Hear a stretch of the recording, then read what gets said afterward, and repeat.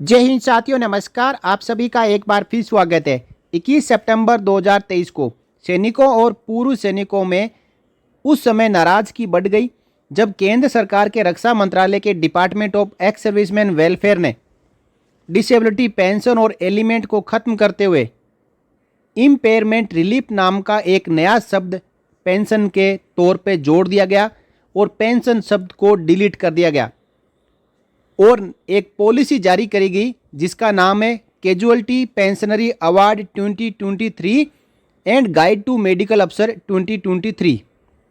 इसके बाद भूतपूर्व सैनिकों की संस्थाओं ने यह सवाल उठाना शुरू कर दिया कि केंद्र सरकार सैनिकों और पूर्व सैनिकों के साथ में खिलवाड़ कर रही है। उनको जो डिसेबिलिटी पेंशन पर इनकम टैक्स में रिलीफ मिलता है उसको बंद करना चाहती है। साथ ही साथ जो डिसेबिलिटी परसेंटेज है जेसीओआर और अधिकारियों को उसको कम करना चाहती है। यानी एक जवान जेसीओ अधिकारी डिसेबल तो होगा लेकिन उसको पेंशन नहीं मिलेगी। इस प्रकार की शर्तें नई पॉलिसी में डाली गई। इसके बाद जैसे ही हंगामा हुआ, इसको देखते हुए department of ex serviceman welfare ने 4 अक्टूबर 2023 को फिर से 21 क्वेश्चन और उसके आंसर यानी सवाल और जवाब कि भूतपूर्व सैनिकों और सैनिकों को क्या क्या इसमें डाउट हो सकते हैं और उनका समाधान और उनका जवाब क्या है, वो अपनी वेबसाइट के ऊपर पब्लिश कर दिया है, जो कि आप अपनी स्क्रीन पर देख पा रहे हैं। देखिए, पहला क्वेश्चन किसी सैनिक, पूर्व सैनिक, जेसीओ ओआर अधिकारी के मन में आएगा कि when do impairment relief and guide to medical अफसर 2023 केम इनटू फोर्स, यानी ये कब से लागू हुआ है। It is stated that there are no policy on entitlement related changes in this impairment relief and the same has been revised, updated, keeping in view of provisions as laid down in base Ministry of Defence letter on the subject dated 31st January 2001, aim to streamline the procedure followed for assessment and entitlement without any ambiguity to avoid litigation. The same will be application in case of death and disability recorded after 21 September 2023। तो 21 सितंबर 2023 से पहले जो भी सैनिक और पूर्व सैनिक जो डिसेबल हुए हैं उनके ऊपर ये पॉलिसी लागू नहीं होगी। 21 सितंबर 2023 से पहले 31 जनवरी 2001 एक पॉलिसी जारी करी गई थी।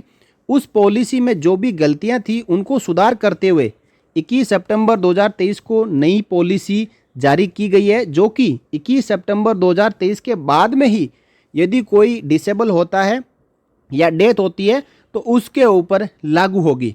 तो एक टेंशन सैनिकों और पूर्व सैनिकों का यहाँ पे दूर हो गया, क्योंकि इसमें कहा गया था कि आज से पहले जितनी भी पॉलिसी है उसको सुपरसीड माना जाए।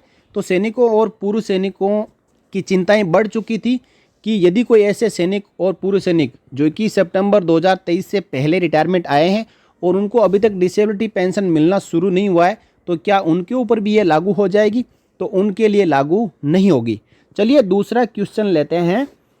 Who all are affected by impairment relief and guide to medical अफसर 2023। तो इसका जवाब है कि impairment relief and GMO 2023 shall apply to the following personnel. यहाँ पे ईआर का मतलब इम्पेयरमेंट रिलीफ है और जीएमओ मतलब गाइड टू मेडिकल अफसर। तो आगे मैं शॉर्ट में ही इनको बुलाऊंगा। तो ये किसके लिए एप्लीकेबल है? ये है all death and disability recorded after 21 September 2023 will be governed bye ER 2023 and GMO 2023, जो कि पहले वाले क्वेश्चन में कवर हो गया था कि ये 21 सितंबर 2023 के बाद में जो भी डिसेबल हुए हैं, जिनकी डेथ हुई है, उनके ऊपर लागू होगी। तीसरा क्वेश्चन है, do ER and GMO 2023 affect family pensioners veterans already in receipt of death oblique disability compensation. क्या ये जो नई पॉलिसीज आई है ये उनके ऊपर भी लागू होगी जो आज से पहले ही डिसेबिलिटी पेंशन ले रहे हैं डेथ और डिसेबिलिटी के कारण? तो यहाँ पे इसका जवाब है नो, यानी उनके ऊपर एप्लीकेबल नहीं होगी। ER and GMO 2023 don't in any way affect past pensioners और family pensioners already in receipt of death oblique disability compensation oblique family pension, यानी 21 सितंबर 2023 से पहले जो भी सोल्जर जिनकी किसी की डेथ हुई है या फिर डिसेबल हुए हैं और वो डिसेबिलिटी पेंशन ले रहे हैं तो उनके ऊपर ये पॉलिसी एप्लीकेबल नहीं होगी। चौथा क्वेश्चन है, who are personnel treated as invalidate from service, यानी इस पॉलिसी के अनुसार कौन से जवान होंगे जो इनवैलिडेट आउट फ्रॉम सर्विस माने जाएंगे। तो इसका जवाब है only those personnel who are boarded out of service on medical ground before completing their terms of engagement are treated as invalidate from service, यानी ऐसे जवान जिनको मेडिकल ग्राउंड पर सेना से बाहर कर दिया जाएगा, जो अपनी पेंशनेबल सर्विस यानी टर्म्स ऑफ एंगेजमेंट पूरा नहीं कर पाते हैं, उनको इनवैलिडेट आउट फ्रॉम सर्विस माना जाएगा। पांचवा क्वेश्चन है, what does deem to have been invalidate from service mean, यानी एक उसमें लाइन जोड़ी गई है, deemed to have been invalidate from service, इसका मतलब क्या है, पोस्ट बिलो अफसर ranks and equivalent who are permanently placed इन medical category other than SHAPE 1। SHAPE 1 disable में काउंट नहीं होता, सबको पता है। सेफ 1 के अलावा कोई भी medical category, low medical category हो और उसमें वो परमानेंट हो जाए, and are discharge because no alternative of employment could be provided to them suitable to their medical category or are discharged before completing their terms of engagement after providing suitable alternative employment are deemed to have been invalidated from service। यानी दो condition, एक तो ऐसे कि यदि वो permanently लो medical category हो जाए और उनको यूनिट में कोई भी सेलेक्टेड अपॉइंटमेंट नहीं दिया जाता हो तो उनको इनवैलिड आउट फ्रॉम सर्विस माना जाएगा, और दूसरा अपनी टर्म्स ऑफ एंगेजमेंट पूरा करने से पहले यदि इनवैलिड करार देते हुए सेना से बाहर कर दिया जाता है तो उसको भी deem to have been invalidate from service माना जाएगा। छठा क्वेश्चन है, does deem to have been invalidate from service apply to officers, कि क्या ये अधिकारियों के लिए लागू होगा, क्योंकि यहाँ पे बड़ा प्रश्न ये उठता है कि जेसीओआर को तो इनवैलिडेट फ्रॉम सर्विस कर दिया जाता है, क्या ऑफिसर्स के लिए भी लागू होगा यदि वो परमानेंट लो मेडिकल कैटेगरी हो जाएंगे तो जैसा कि आप सबको पता है कि आज से पहले ऐसा कभी हुआ नहीं है कि अधिकारियों के ऊपर जो जेसीओ जवानों की पॉलिसी लागू हुई हो। अधिकारी चाहे लो मेडिकल कैटेगरी हो, परमानेंट हो, कुछ भी हो, उसको उसकी पूरी सर्विस कराई जाती है, लेकिन जेसीओ और जवानों को सेना से निकाल दिया जाता है। तो यहाँ पे कहा है कि नो, नहीं, अधिकारियों के लिए यह लागू नहीं है, ये केवल PBOR ये शब्द निकल चुका है। Department of ex serviceman welfare की पॉलिसी है कि PBOR शब्द नहीं लिखा जाएगा, JCO/OR लिखा जाएगा, लेकिन इसमें फिर से यूज किया गया है पोस्ट बिलो ऑफिसर रैंक्स, यहाँ कैटेगराइज यानी भेदभाव क्रिएट करने के लिए फिर से यहाँ पे PBOR शब्द आ चुका है, जिसकी इसको हम कंडेम करते हैं, और department of ex serviceman welfare को PBOR शब्द यूज नहीं करना चाहिए, JCO/OR लिखना चाहिए। तो कहा कि ये policy invalidate from service officers के लिए लागू नहीं है, वो पूरी सर्विस करके ही आएंगे। सातवां क्वेश्चन है, who are entitled to disability pension, यानी डिसेबिलिटी पेंशन किसको मिलेगी, only armed forces personnel who are invalidate और are deemed to have been invalidate from service on medical ground with a disability held attributable और aggravated by military service are eligible for disability pension. यानी disability pension यहाँ पे दो condition आ चुकी है, एक disability pension और दूसरा है इम्पेयरमेंट रिलीफ। तो डिसेबिलिटी पेंशन उसी को मिलेगी जो या तो सेना से इनवैलिडेट आउट हुआ है, या फिर जो एक शब्द आया था पहले, deem to have been invalidate from service on medical ground with disability, और वो भी एट्रीब्यूटेबल या एग्रीवेटेड बाय मिलिट्री सर्विस होनी चाहिए, उन्हीं को डिसेबिलिटी पेंशन मिलेगी। आठवां question, what does disability pension comprise of, यानी disability pension is a composite monthly pension that comprises of a service element and a disability element. यानी जो डिसेबिलिटी पेंशन जब भी नाम आएगा तो उसमें सर्विस एलिमेंट और डिसेबिलिटी एलिमेंट दोनों को मिला के जो नाम निकल के आता है उसे डिसेबिलिटी पेंशन कहा जाएगा। नौवां क्वेश्चन है, what are armed forces personnel who retired or are released discharge from service on completing their terms of engagement tenure or attaining the age of retirement oblique discharge entitle to, यानी ऐसे JCOR या armed forces के personal जो सेना से release होते हैं, discharge होते हैं अपनी पूरी सेवा करके, अपना पूरा टेन्योर करके, या फिर एज पूरा हो जाता है, तो उनके लिए क्या लागू होगा। तो बड़ी समझने वाली बात है, क्योंकि मोस्टली जो जवान है वो इसी कैटेगरी में आते हैं। Armed forces personnel who are retain in service despite a disability, यानी लो मेडिकल कैटेगरी और डिसेबिलिटी होने के बावजूद भी उसकी पूरी सेवा करवाई जाती है।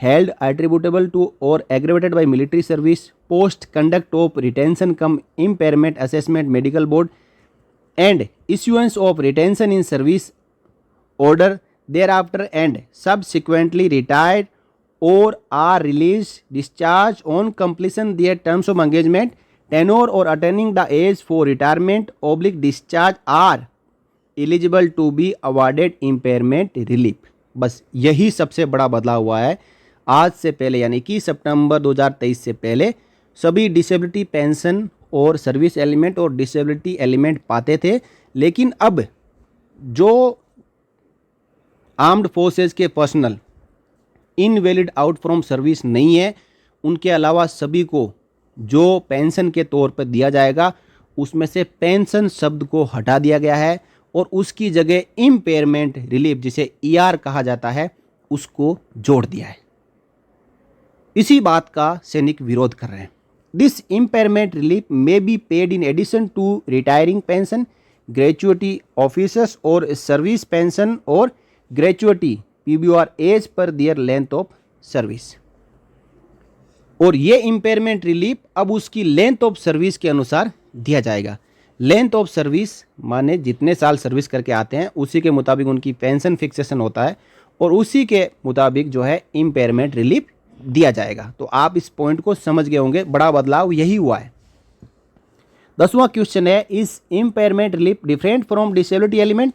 नो, ये पूछा जा रहा है, फिर से हम ही पूछ रहे हैं कि ये जो इम्पेयरमेंट रिलीफ नाम दिया है क्या ये डिसेबिलिटी एलिमेंट से अलग है? तो इसका जवाब है नहीं। Impairment relief is the same as the erstwhile disability element, यानी ये सेम ही है, वही अमाउंट है, सेम ही मिलेगा, लेकिन इसका नाम केवल बदला गया है। Question 11, why was the term disability element change to impairment relief? फिर से ये क्वेश्चन हमारे दिमाग में आ रहा है कि जब दोनों सेम ही है, डिसेबिलिटी एलिमेंट, डिसेबिलिटी पेंशन और इम्पेयरमेंट रिलीफ सेम ही है, आप कह रहे हो कि बिल्कुल कोई बदलाव नहीं है उसमें, तो फिर चेंज करने की आवश्यकता क्यों पड़ी? तो उसका जवाब देखिए, disability element awarded to personnel retiring release discharge has been change to impairment relief to distinguish it from disability element of disability pension awarded to personnel invalided from service which remains unchanged। यानी इनका कहना है कि ये जो इसलिए दो अलग अलग नाम दिए गए हैं ताकि इसे पता चल जाए कि यदि इम्पेयरमेंट रिलीफ कोई ले रहा है इसका मतलब वो अपनी पूरी सर्विस करके आया है, और यदि डिसेबिलिटी एलिमेंट और पेंशन ले रहा है इसका मतलब वो सेना से इनवैलिड मेडिकल बोर्ड आउट हुआ है। तो आप समझ गए होंगे इस बात को। चलिए 12 नंबर क्वेश्चन लेते हैं। Has there been any change in the rate of disability element post its renaming as impairment relief? यानी डिसेबिलिटी एलिमेंट जो पहले था या डिसेबिलिटी पेंशन था उसका नाम अब 21 सितंबर से इम्पेयरमेंट रिलीफ कर दिया गया है, तो क्या जो पेंशन मिलेगी उसकी रेट्स में भी कोई बदलाव होगा? क्योंकि नॉर्मली 30% जो है डिसेबिलिटी पेंशन और इम्पेयरमेंट रिलीफ मिलेगा, तो इसकी रेट्स में भी क्या कोई बदलाव हुआ है? ये क्वेश्चन एक आर्म्ड फोर्सेस का personnel department of ex serviceman welfare से पूछता है। तो इसका जवाब है there is no change in the rate of impairment relief vis disability pension. बोला कि रेट ऑफ डिसेबिलिटी पेंशन और इम्पेयरमेंट रिलीफ है उसमें कोई बदलाव नहीं होगा, जितना पहले मिलता आ रहा था वो सेम मिलेगा। Question number 13, is there change in any other rate of death oblique disability compensation? यानी डिसेबिलिटी एलिमेंट और इम्पेयरमेंट रिलीफ के जो परसेंटेज है, रेट है, उसमें कोई बदलाव नहीं है, लेकिन क्या इसके अलावा जो डेथ और डिसेबिलिटी कंपेंसेशन है उसमें कोई रेट में बदलाव हुआ है? तो कहा है कि उसमें भी कोई बदलाव नहीं है। There is no change in the rates of any death oblique disability compensation उसमें भी कोई बदलाव नहीं है। Question number 14, has there been any change in entitlements for battle casualties? क्या बैटल कैजुअलिटीज़ के लिए जो इंटाइटलमेंट्स है उसमें कोई चेंज हुआ है? कहा है no, there have been no change in entitlement for any category of death oblique disability for category D and E. Battle casualty जो सोल्जर हैं उनके लिए भी जो रेट हैं, दर हैं, उनमें कोई बदलाव नहीं हुआ है। Question number 15, what death oblique disability compensation are cadets entitle to? तो जो कैडेट्स है ट्रेनिंग करते हैं, ट्रेनिंग के दौरान यदि डेथ हो जाए और डिसेबल हो जाए तो उनको जो बेनिफिट मिलेंगे उनका क्या, इसके बारे में बताया है। कैडेट्स हु आर इनवैलिडेट यानी boarded out of training on account of a wound oblique injury or medical condition that is attributable to military training shall be eligible for ex gratia disability award, यानी उनको ex gratia के तौर पे amount मिल जाएगा। In addition to monthly ex gratia, जो monthly ex gratia मिलेगा उसके साथ साथ ही उनको वन टाइम जो एक्स ग्रेसिया अवार्ड है वो भी दिया जाएगा।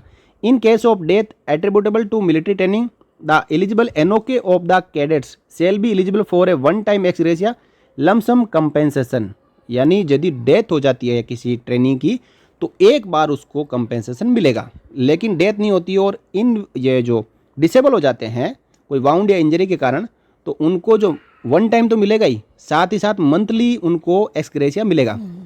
Cadets who are invalid from training and whose disability is held not attributed to military service shall only be eligible for monthly ex gratia, और ऐसे कैडेट जिनकी जो डिसेबिलिटी है वो not attributable to military service होगी उनको केवल monthly ex gratia मिलेगा। तो यहाँ पे पेंशन का सवाल ही खत्म कर दिया, केवल एक्स ग्रेसिया शब्द को रखा गया है कैडेट्स के लिए।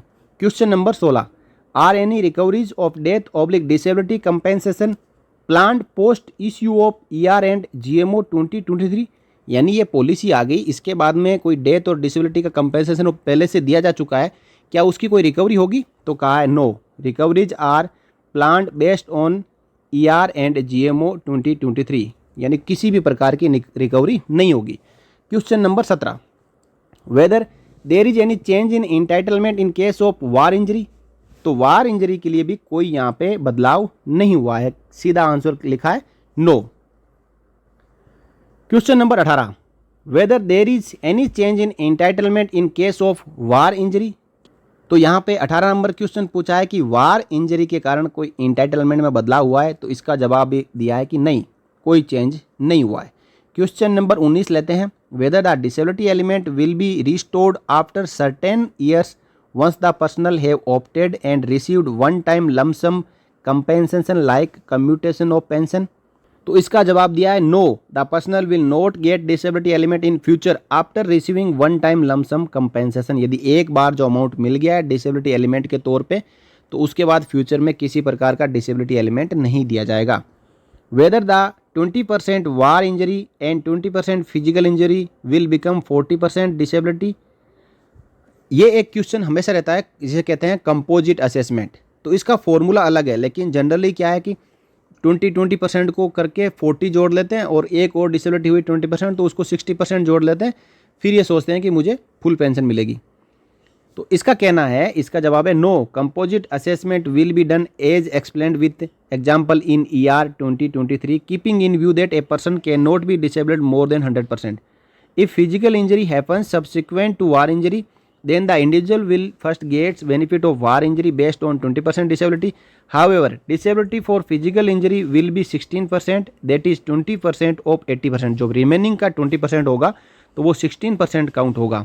तो इस प्रकार 100 में से 20 निकाल दिया और उसके बाद में जो 16% जोड़ेंगे तो ये कंपोजिट असेसमेंट होगा 36%।